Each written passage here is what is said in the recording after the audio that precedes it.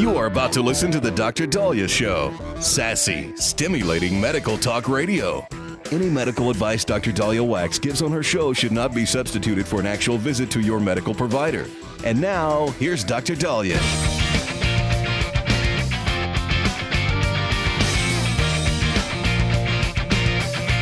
And we're back on the Dr. Dahlia Show. 1-877-DOC-DALI, 1-877-DOC-DALI. So last year we talked about traditional medicine versus alternative medicine and complementary medicine. And a big question I keep getting is, why aren't more doctors embracing it?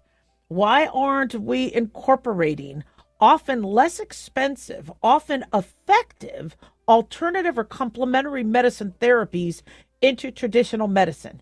And the answer is the same answer as I've given you year after year after year. It's the lawsuits.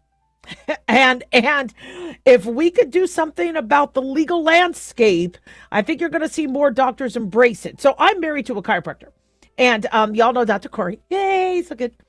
And I was in practice. I opened my practice with a homeopath, acupuncturist, as well as family doctor.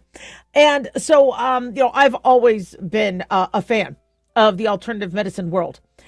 But unfortunately, when we were in medical school, I went to a medical school that was very open to that and talked to us about alternative medicine and complementary medicine. We didn't get that much training because there's only so much there's only so many hours of the day. We're trying to get our biology and our physiology and our anatomy and our embryology and our histology and our pathology and all that other stuff in, not to mention our clinicals.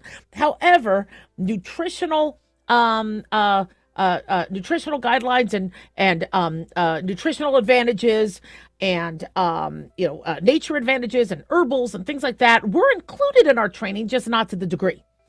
And the one thing we were trained as, and this was the 90s to 2000s, and this was at the height of lawsuits and doctors getting sued, and then St. Paul pulling out saying there's too many lawsuits with doctors, we can't cover people, was the fear that if you perform any medicine that doesn't have the guidelines or the USPSTF or standard of care to back you up, you're vulnerable.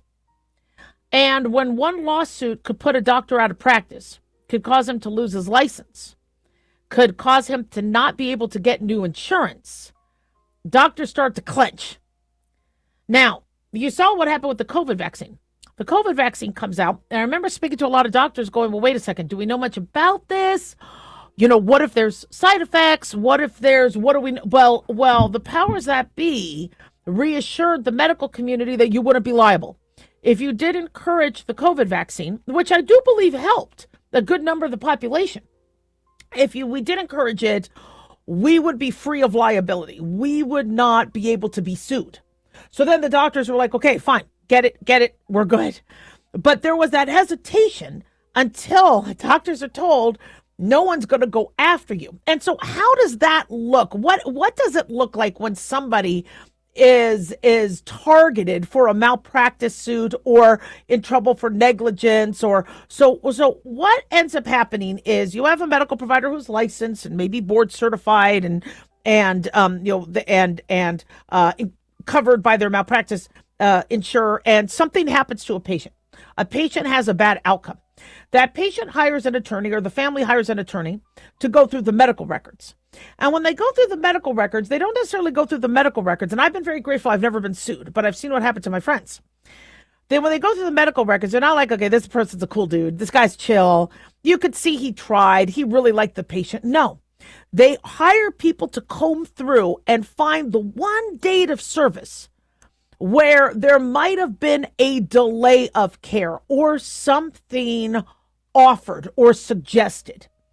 If that doctor suggested something that might have put off 2 months of treatment or a referral or whatever, that's where they could nail a doctor. And it all depends on how good the attorney is. And I have friends who are attorneys. I like attorneys. And, attorneys have a role. When you have a doctor that's grossly negligent, that did gross malpractice, that's too incompetent, to practice, you need attorneys to go, look, this person shouldn't be practicing medicine. But unfortunately, you have a lot of good people where on a technicality, where, they didn't refer this person to a neurologist. They referred him to a chiropractor, or they suggested ivermectin, or they did. Then, unfortunately, that person leaves themselves open. And so when people say, gosh, why aren't doctors listening to me? I want to try magnesium, or I want to try this, or I want to try this. Unless a doctor has something he could bring with him into the courtroom, they're going to be reluctant. And you keep hearing from patients that go, my doctor is pro alternative medicine, but he won't prescribe it. When COVID first started, doctors were throwing everything at the patients. I think it was Eastern Virginia Medical School. A doctor within the first week suggested Zithromax, suggested colchicine, suggested ivermectin, suggested all these things that they could pull from previous SARS research. Now they took it off the website. You can't find that anymore. I wrote an article on it, but I don't have the hyperlink is gone because they took down the page. But doctors in the beginning of the pandemic were like, guys, we're going to, do what. But once studies came out, or once public officials said, no, you can't recommend this, you can't recommend this. Once that gets said, now you're liable, or you're vulnerable. And so we have a lot of patients, like, look at these parents who gave their children who had severe seizures marijuana, and had anecdotal evidence that it stopped the seizures. And now we have Epidiolex. We have an FDA indication for a pharmaceutical marijuana compound that helps manage seizures. It took individuals that embraced some of the alternative medicine to get us today where we now have medications. On the other end, in Georgia, there's an investigation by an alternative medicine clinic, and for, I believe, fraud, and for hurting patients, and for alternative medicine practitioners that aren't doctors are difficult to sue. So because they aren't in trouble for malpractice. So if somebody is not a physician, but if you get a physician involved, a part of it, then there could be a lawsuit. So a lot of doctors are like, look, unless I could vet the product, unless I could be 100% sure, I can't be a part of it. So we need two things. One is we need, a standard of care established for that. Two is we need these false, these snake oil people that could be out there hurting the landscape of alternative medicine. Done. 1-877-Doc-Dolly.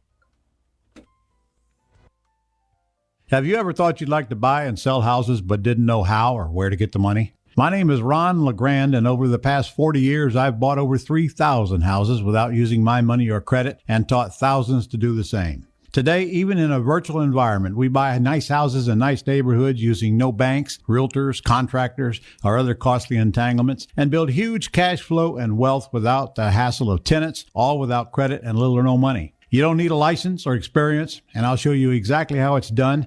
Text FREE to 99799, and I'll send you my free training.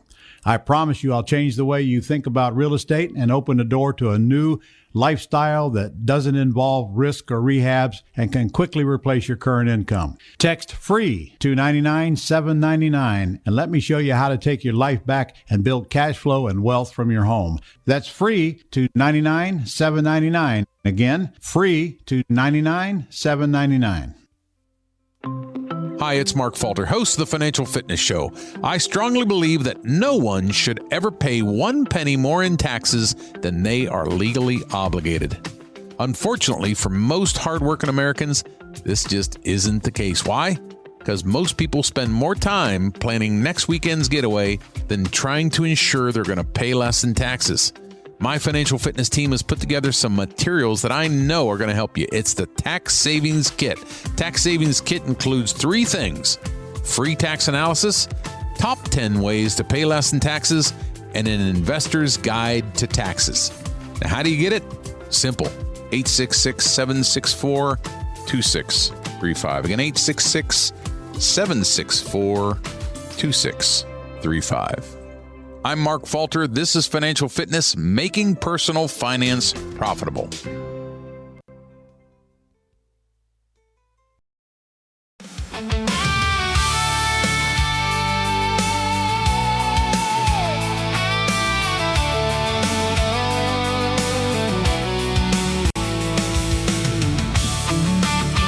are back on the Dr. Dahlia Show. Thank you all for tuning in. 1-877-Doc-Dolly, 1-877-DOCDALI. Big thanks to Talk Media Network for making the show happen. Big thanks to Daniel, our producer, and big thanks to y'all for tuning in. We really do appreciate it. Don't forget to follow us on Twitter at Dr. Spelled Out Dahlia, Facebook, The Dr. Dahlia Show, and on YouTube, click like and subscribe. So, this manufacturing of hate is a term you're going to hear a lot of. And we've seen numerous examples of it where there's hired activists, there's organizations that allegedly are giving money to hate groups and to create more divide and to create more of a problem than we have. And I heard one, I forget if it was a political pundit or a legislator, it might have been Jim Jordan. I forget who I heard this from, is that there is more of a demand for racism than racism. And that's frightening if that's true. That there's political parties within our amazing America, that beautiful country, that need to continue to fuel the fire by saying the other side is racist or hateful, by inciting or manufacturing more hate. So we are seeing a testimony, or we are seeing a hearing currently going on right now with the Southern Poverty Law Center. The federal grand jury has charged them for wire fraud, false statements, and conspiracy to commit money laundering. But in this investigation, they found that some of the money that was funneled was given to extremist groups like the Ku Klux Klan, Aryan Nations, and National Socialist Party of America. So a grand jury in Montgomery, Alabama, this was in April, returned an indictment charging the Southern Poverty Law Center with 11 counts of wire fraud, false statements to a federally insured bank, conspiracy to commit concealment money laundering. And the United States Attorney's Office for the Middle District of Alabama's Northern Division filed 2 forfeiture actions to recover alleged proceeds of the organization's fraud scheme. The FBI investigated this case with the assistance of the IRS. And according to Acting Attorney General Todd Blanche, the SPLC is manufacturing racism to justify its existence. Using donor money to allegedly profit off Klansmen cannot go unchecked. This Department of Justice will hold the SPLC and every other fraudulent organization operating with the same deceptive playbook accountable. No entity is above the law. According to FBI Director Kash Patel, the SPLC allegedly engaged in a massive fraud operation to deceive their donors, enrich themselves, and hide their deceptive operations from the public.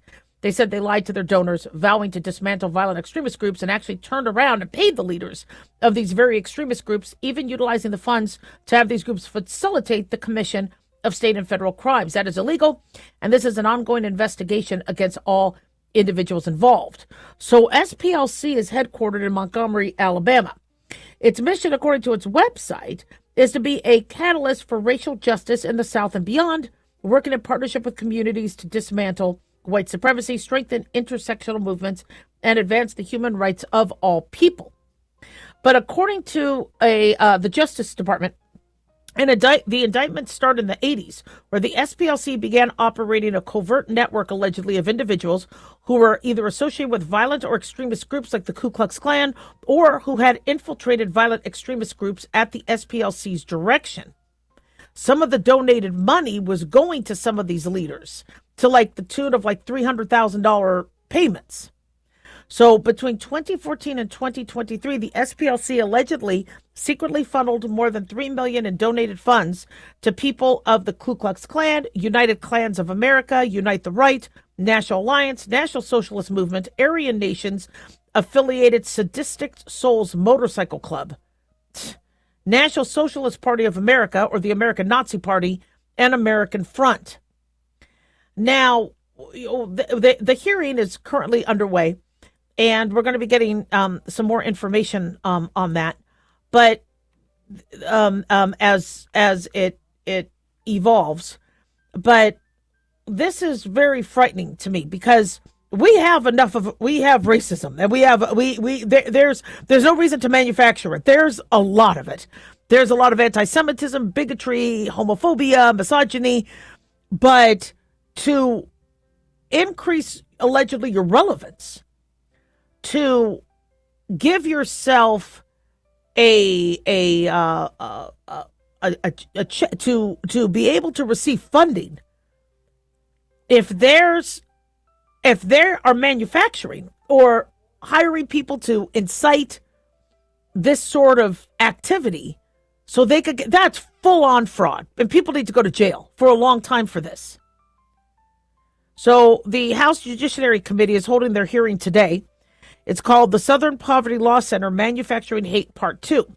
So they're examining the role that the Southern Poverty Law Center played in distorting civil rights policy in recent years. And they're going to look at the money that was funneled to some extremists. And were they artificially elevating the domestic extremist threat and misleading its donors? So they're being interviewed and testifying is Dr. Brian Fair, interim president and Chief Executive Officer of Southern Poverty Law Center, Dr. Alveda King, Chair of the American Dream, America First Policy Institute, whose opening statement was absolutely beautiful, Dr. Ryan Bangert, Senior Vice President for Strategic Initiatives and Special Counsel to the President, Alliance Defending Freedom, and Miss Mary McCord, Executive Director, Institute for Constitutional Advocacy Protection, visiting professor of law at Georgetown University Law Center. So as we get more information from the hearings, because it's currently underway, we'll let you know. But we have seen time and time again that, and we have heard reports time and time again that some of these, shall we say, peaceful protests, there's people that come in there going, let's do this. And they are trained on how to get crowds and to rile them up. And is anybody vetting who these individuals are?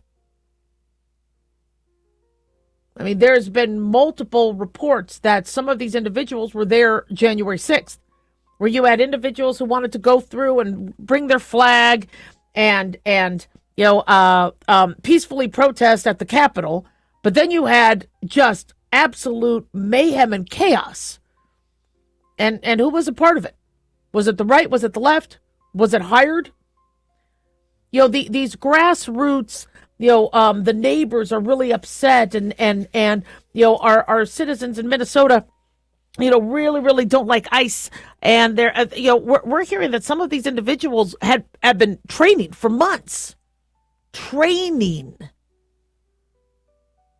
and we've seen the value that it gives one party versus another. If these demonstrations go extreme, people want to make history, and they want pictures, and they want media attention. So the beautiful, calm, intelligent, logical way to boycott that Martin Luther King taught us, and logical way to protest, ethical, constitutional way, is being abandoned by groups hiring agitators, instigators, or training individuals like militia to make mayhem. Nobody should have died. Nobody should have been killed in Minneapolis. Also, additionally, nobody should have crossed safety barriers to get in the face of ICE agents who are armed. It's the city's responsibility to make sure that you don't go up to an armed police officer and mess with him, or an armed ICE agent and mess with him. But the powers that be want there to be this mayhem. And a scuffling with somebody who has a weapon, who is being whistled at and screamed at, or a van running at them, unfortunately, is going to cause the death of innocent civilians who were goaded, trained, and put into this situation. And it's a mess. It's an absolute mess. And the fact that certain groups think that the more mayhem and chaos, the more effective their messaging, and they're getting the publicity, they're getting the media attention, they're getting the Congress people saying, look at what happened. So they're basically saying that the death of 2 individuals in Minneapolis was a success. That's frightening. And it also means that they don't care about your life. They don't value life. It's all about the cause. It's all about the D versus the R. And why is taxpayer money going to the Ku Klux Klan? Anybody involved in this should be in jail. 1-877-DOC-DOLLY.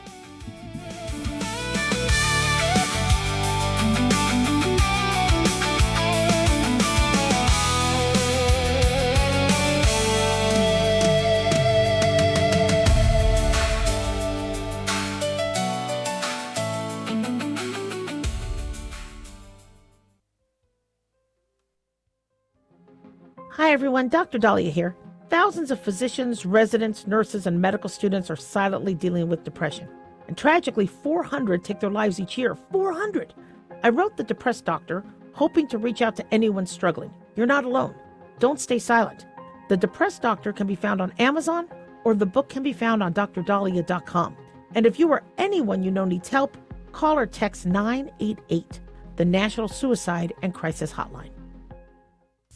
Increase fuel economy up to 7.9% with Hot Shot Secret Gasoline Extreme. The solution to maximize your engine's performance and fuel economy. Whether you're driving a sports car or a daily commuter, Gasoline Extreme is specially formulated with PEA to deep clean. Don't settle for an average driving experience. Upgrade to Hot Shot Secret Gasoline Extreme and go further on each tank. Order now on Amazon or HotShotSecret.com. Hot Shot Secret. Powered by science.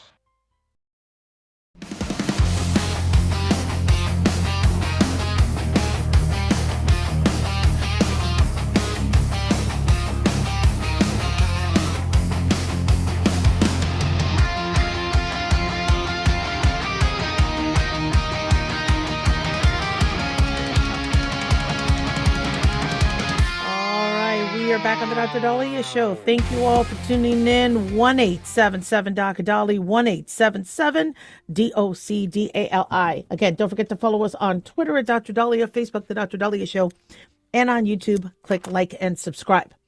So, Las Vegas is becoming a mecca of sports. All right, we got the Raiders, we got the Golden Knights, we got the Silver Knights, we got the Aviators, we have lacrosse, we have everything. And we have a phenomenal WNBA team, Las Vegas Aces.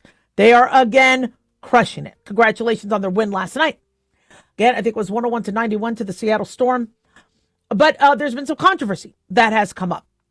As many of the sports teams, because of the All-American games coming up, are celebrating and connecting to the USA or America 250 celebration. As America is celebrating its 250th birthday, the sports teams, I believe NHL, NBA, I believe the majority of them are going to be wearing patches. And so the WNBA has a USA 250 patch. And Brianna Turner had spoken out, this has been reported by the Review Journal, that not liking that, and they feeling that the players, the aces and women basketball players, should not be required to wear it because of all the discrimination and pain and anguish that women went through in their past, as well as black men and women with slavery. And so as a result of where we were 250 years ago, the patch that says USA 250 is not something that she feels should be celebrated by players whose ancestors were destroyed, killed, raped, enslaved at the time. So this has drawn a whole bunch of controversy. And this is, it's interesting because, in America, we're trying to find ways to unite people, right? We're like, okay, look, we all agree that, cancer is bad. Let's fight cancer, right? We all agree on, kind of protecting, the environment and trees and, decreasing congestion and increasing access to health care. And, we all kind of agree on things. And you know what? We're all American. So we have the 4th of July. The 4th of July is one of the very few days of the year That where people unite, right, left, whatever, they watch the fireworks, we could all celebrate. So here we are thinking, okay, wait a second, maybe we're not going to be going into a civil war. Maybe we will be able to unite. We got the 4th of July coming up. But unfortunately, as we're getting closer to America's birthday, and this is our 250th year, there's been a lot of back and forth on why celebrating isn't, shall we say, the way that Americans should, I guess, approach our birthday. And so, I'm mixed on this because on one end, I what America has done to Americans, over the centuries and has been marring our past, has been an embarrassment, and we took too long to fight it, and unfortunately, it ended up in a civil war. But I mean, it took such carnage and such and it didn't end there. It took the civil rights movement finally in the 60s to make even more progress. And we still haven't progressed. We still have a lot of racism, misogyny, anti-Semitism, etc. However, what are we celebrating America's birthday? What are we actually celebrating? Are we celebrating the horrible past, or are we celebrating what we have and honoring those men and women that gave their life and died for the freedoms that we have today? And so it depends on how you look at it. How I look at things is, I'm not a woman in Iran who can't have her hair out, who will be raped and killed like other nurses and doctors who provided medical care to somebody who protested the Iranian government. I'm in a country where I have those freedoms. My family who fled from the Holocaust, it took 20 years for them to finally be allowed to come to America, but they got to come to America. And if God forbid there's another Holocaust, they get to be safely here. And so when I look at America and I look at America's 250th and I think of my God as a woman, I would be so unlucky in so many other countries that, thank God, we're here. I mean, imagine being Christian in Nigeria and being attacked for that. Imagine having Ebola in the Democratic Republic of Congo, and you trying to get care and militia is attacking the hospital you're at. I mean, we in America, we have a lot of work to do. We do. We have a lot of work to do. But the freedoms we have are I'm very grateful for. And so people are looking at Breonna Turner. Is she ungrateful? Is she, and I think it's two different conversations. If she's looking at us celebrating 250 years of America that included slavery, rape, murder, discrimination, I get why you don't want to celebrate all those 250 years. If you're celebrating, this is where we are today, where we've had a black president. We've had Kamala Harris as vice president and a presidential nominee. We've have women in office. We have CEOs. We have, the ability to protest. We have, then you want to celebrate. For me, and we all may look at our American and our patriotism differently. But for me, July 4th celebrates those that gave their life to make America a better place. And so for me, it's remembering the men and women that sacrificed and the families who sacrificed their young ones. There are many, many countries where when your child turns 18, they're the governments, and they could be killed at war. We're not in Ukraine right now. We're not in Russia. We're not in Gaza. We're not in, we're not in these countries where you don't have freedoms. If you're LGBTQAI+, you don't get freedom in Gaza. You have to go to Israel to be able to celebrate Pride Month. These are things that America allows us to do and be. And I I'm grateful for that. But celebrating, is it just because it says 250? Is it, we're celebrating America's birthday? She has every right to feel the way she feels about the country she's in. But I know people are criticizing her because in 250 years ago, would we have a WNBA? Would we have women being able to participate in sports? Would we have women being able to vote? Would they? And so it all depends on how you look at America. For me, I'm, because of my family's history and the Holocaust and all that, my view of America as a place where we could be free, where now and today we could have our hair down. We could, I could give medical care to anybody that comes up to me without there being ramifications that I'm going to be raped or murdered like they do in Iran. That's to me a freedom we're celebrating. And so I hope that these sports teams could find a way where, rather than the 250th birthday being divisive, being uniting. Hearing that the American flag is not a symbol of freedom to Americans, to some Americans, it's a shame. And it means our country is failing if we as a country can't, be American and unite even for one day. 1-877 Doc Dolly, don't go away.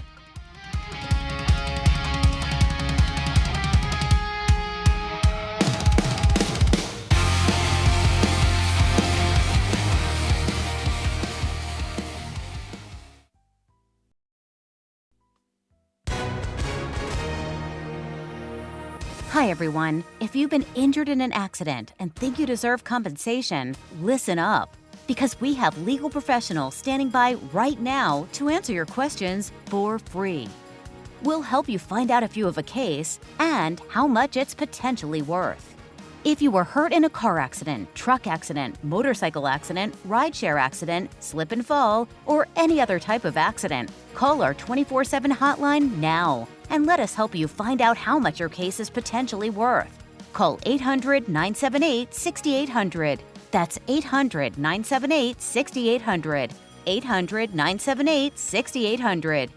I'm Gina Hart, here with spokesman Jack Mercer. So Jack, tell our listeners who should give us a call right now. Well, Gina, first off, thank you for having me join you here in the studio. It's always great to answer the listeners' questions. Now, as far as who should call in, anyone who's been injured in an accident and think you deserve compensation, give us a call right now. The call is free, the consultation is free, and with our no-fee guarantee, you pay nothing unless we win you money. That's great advice. Thanks, Jack. And is it true that the Legal Help Center is open 24/7? That's right, Gina. We're open anytime you need us, 24 hours a day, 7 days a week. So if you or someone you know were injured in an accident of any kind, call now and let us help you find out if you have a case and how much it's potentially worth. Call 800-978-6800. That's 800-978-6800. 800-978-6800. Advertisement sponsored by Legal Help Center. Not available in California. May not be available in all states.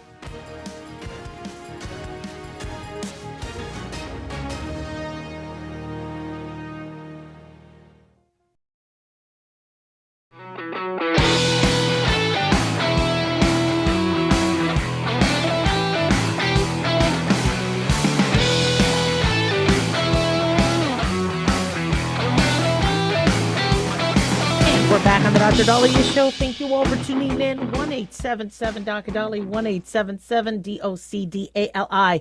So they say the first ever reverse aging drug has been injected into a human. We have been for centuries trying to find a way to reverse aging. And they believe they now have an injection and they are now trialing it in humans. This is called epigenetic reprogramming. They are trying to train aging cells to act young again. I could use that on my knees and my hip. And it is in an effort to either slow down or reverse aging. So today, Boston-based biotech startup Life Biosciences announced that the first patient has been dosed with a cellular reprogramming injection designed to reverse age-related diseases. According to Business Insider, billionaires including Jeff Bezos and Sam Altman, as well as pharmaceutical giants Eli Lilly and Merck, have been increasingly investing into this idea. Now, most of the studies have been done on mice and monkeys. This is the first, I guess, human trial.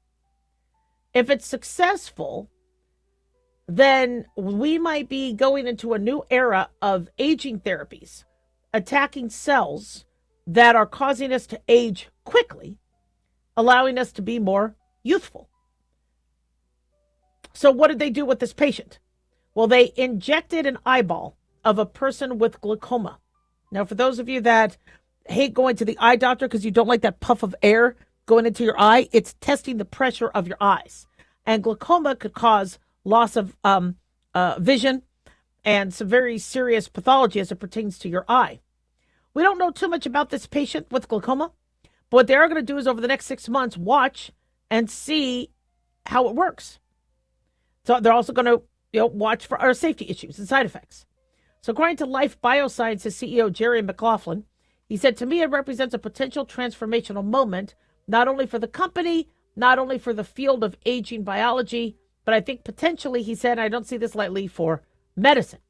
So what are they doing? They're doing cellular reprogramming. 2007, scientist and surgeon Shinya Yamanaka first successfully reprogrammed adult human cells. He got a Nobel Prize for this work. It's called the Yamanaka factors. There are 4 specific proteins that he discovered that could reprogram cells, making old cells act new again. Longevity scientists, they said, would like to unlock new ways to partially reprogram old cells so they don't get completely reprogrammed into newborn undifferentiated stem cells. You don't want that because you want to be able to control them a little bit. But they could act more youthful and resilient while still maintaining their identity and role in the body. These undifferentiated stem cells could turn into different cells. So, if you need new cartilage cells or you need your liver to regenerate, you want it to be liver. You don't want renal cells up there. So 2 hot areas of research, they say, is liver cells and muscle cells. Their goal is to improve how the cells in these tissues perform, optimize our strength and vitality as we get older. Now, there's been a lot of money being invested in this. They say pharmaceutical giants, such as Eli Lilly, was part of a late-stage $435 million Series C funding round for New Limit, another biotech startup focused on cellular reprogramming. Merck Animal Health just poured new funding into Rejuvenate Bio, and tech titans Jeff Bezos and Sam Altman are also funding Silicon Valley startups Altos Labs and Retro Biosciences. I know. Look up the stocks. All right. Okay. Rejuvenate Bio, New Limit, Altos Labs, Retro Biosciences. Now, remember, if the clinical trial fails, your stock goes down. So yeah. But they say Life Biosciences is the first to test this in humans, with a little under 20 patients slated to participate in the initial FDA trial of ER100. Clinics in Boston, New York City, Los Angeles, Charleston are now recruiting patients with either glaucoma or NION. Now, you remember what NION is. NION is non-arteritic anterior ischemic optic neuropathy. It's a common cause of sudden vision loss, and we're seeing that in some people taking Ozempic and Mounjaro, these weight loss drugs. So I've been very humbled and frightened by NION, the non-arteritic anterior ischemic optic neuropathy, because I have a friend who lost eyesight because of his Ozempic use. So we need to find a way to reverse that, especially since everybody and their mother are going on these GLP-1 drugs. Now, the company's co-founder is Harvard geneticist David Sinclair, and he has, I guess, been, I think he's the one that we see that's been doing his own anti-aging treatments and things like that. But this could be very, very interesting. Where people panic about us messing with nature. And again, we talked about that. When you mess with nature, it can bite us in the butt. But we're not, when we approach our cells, and our cells do have a lifeline, and they have a in their DNA a way to there's always a lifespan to it. If there is a way to extend that or to minimize the degradation of an organ, that's how you bring on youth. This isn't that we're trying to make everybody look like, Doogie Howser if they're 50. That's not what anti-aging medicine is doing. Anti-aging medicine is how to allow one's heart, like my father's, to be able to live past 62 years old. Now, if we could take a 62-year-old's heart and reprogram it to think it's in its 30s, you just added another 3 decades. That's anti-aging. Now, and whether we could do this for our skin, whether we could, why do we age? Well, we age for a variety of reasons, all right? One is the environmental factors. When you're working hard and you're out in the sun and you're busting your butt, that, it does cause wear and tear, right? If you drink alcohol, if you smoke, if you eat crap, it causes wear and tear. I ran track, I skied, my knees, the cartilage, it's worn down. It's just, if I could get new knees, I think that'll give me another 10, 20 years of life. I don't want to go through the knee replacements. I'm still too young for that. But if I could get some new cartilage in my knee, wow. If I could run again, I'd love to be able to run again. So, this is something that could be really, really, really, really beneficial. And this could be groundbreaking. But one thing we have to realize is we just can't fix one organ. Okay, if your liver is starting to age, so are your kidneys. So is your back. So is your, when we age, the reason why it's harder to fight for some is because there's so many things going wrong. If you're able to fix a herniated disc, that's great. Look at Clint Eastwood. He's still doing really, really well, way into his 90s. Now, but if you have liver disease, diabetes, kidney disease, pancreatic disease, ulcers, it's going to wear and tear. If you have cancer. Now, one way that this could help with the cancer is if younger cells could be more resilient to cancer cells trying to take them over. This is something that has to be done. And I know there's a lot of ethical concerns, when we look at what scientists are doing, like cloning and things like that. This I don't have an ethical issue with. This I don't. Look, when the Lord wants us, he takes us. So I'm sure there's, there'd be, God forbid, a bus with my name on it. If the Lord wants me and he needs me for my next path, he'll take me. Hopefully I get to still stay here longer and still do my show. But if we're looking at ways to mitigate what the environment and what some of our activities are doing, I don't have an ethical issue with that. 1-877-Doc-Dolly, don't go away.